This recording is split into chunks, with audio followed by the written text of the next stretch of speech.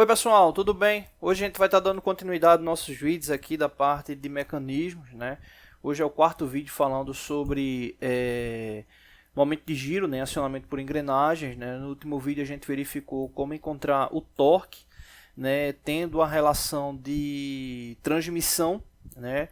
E a gente também pode encontrar o torque tendo a força tangencial, né? A gente pode encontrar o torque tendo a força tangencial. Para a gente encontrar a força tangencial, né, a força tangencial vai tomar como base justamente o torque, né, dividido pelo raio, né, do diâmetro primitivo da engrenagem, né? Só que esse raio ele tem que estar em metros, né? Tem que estar em metros. Então tem como você descobrir a força tangencial, né? Na verdade, né, é muito comum descobrir a força tangencial, ou seja, a força que é necessária, tomando como base a potência, né? Tomando como base a potência, né? Quando a gente terminar esses vídeos falando aí sobre engrenagem, né, vamos montar aí uma situação, problema envolvendo força tangencial, né?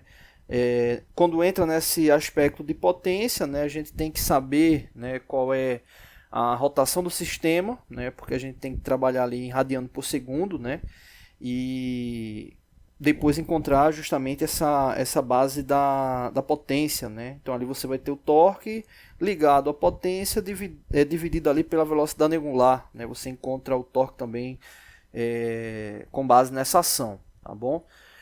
Bom, voltando à questão da força tangencial, a gente tem como encontrar o torque se a gente souber a força tangencial, né? Então, supondo que a gente já saiba a força tangencial, a gente teria o seguinte, vamos supor aqui que a gente queira saber aqui o torque 2, né? O mesmo esquema do outro. Eu vou utilizar outros valores, né? Mas vamos supor que a gente queira utilizar o torque 2, encontrar o torque 2, a gente teria a força tangencial, né? A força tangencial multiplicado, né, pelo diâmetro primitivo, vou colocar aqui dp, né, dividido por 2. Na verdade, esse dividido por 2 é porque é o raio, né?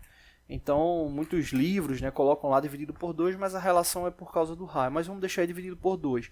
O que muda, nesse caso, é o diâmetro primitivo, que ele não vai poder vir em milímetros, né? Ele vai ter que vir em metros, né? Então, é importante ficar atento com isso. Então, vamos supor aqui o seguinte. Vamos supor que a gente tem aqui um sistema de transmissão, né, onde a força tangencial, né, ou seja, a força já aplicada ali ao processo, deixa eu melhorar aqui a indicação. A gente tem lá duas engrenagens. Então nesse caso aí, a gente está querendo saber o torque nessa engrenagem aqui 2, vou chamar ela aqui de Z2. Né? E nesse caso aí a gente tem a indicação da força tangencial, né? Né? Então nesse caso aí a indicação da força tangencial, vamos supor que seja de 2.500 newtons, aí referente à força tangencial, né? Supondo que a gente já saiba a força tangencial, né? Ou seja, a gente não está desenvolvendo nenhuma análise do mecanismo inicialmente para chegar na força tangencial, a gente já está supondo ela. Então nesse caso a gente teria força tangencial multiplicado pelo diâmetro primitivo, né? Então vamos supor que esse diâmetro primitivo dessa engrenagem Z2 ele seja de 80 milímetros. Então se ele é de 80 milímetros, significa que para metro ele vai ser igual a 0,08 metros, né? Então essa daí seria a indicação. Então a gente teria a força tangencial, né? Vou colocar aqui do lado. A gente teria a força tangencial, vou colocar aqui T2. Né? A gente teria a força tangencial, que nesse caso é 2.500 newtons, multiplicado por 0,08 metros.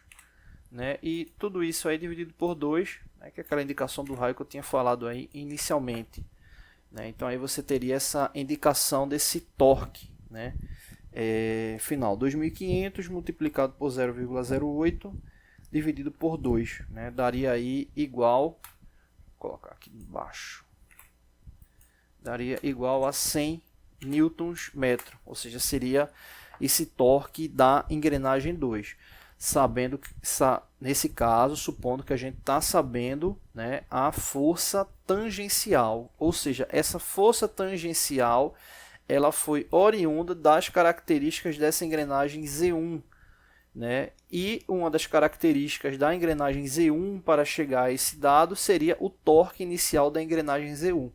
Então aí a gente já está supondo que a gente saiba a força tangencial, né? Como eu disse para vocês, a gente tem como encontrar essa força tangencial fazendo análise, né, de velocidade angular, né, tomando como base aí velocidade radiano por segundo, enfim, fazendo análise ali de potência, mas não é o caso, aí a gente já está supondo o valor e está indo ali para análise do torque, né? Quando a gente terminar essa série de vídeos aí falando sobre torque, a gente faz pelo menos um vídeo específico falando sobre força tangencial, tá bom?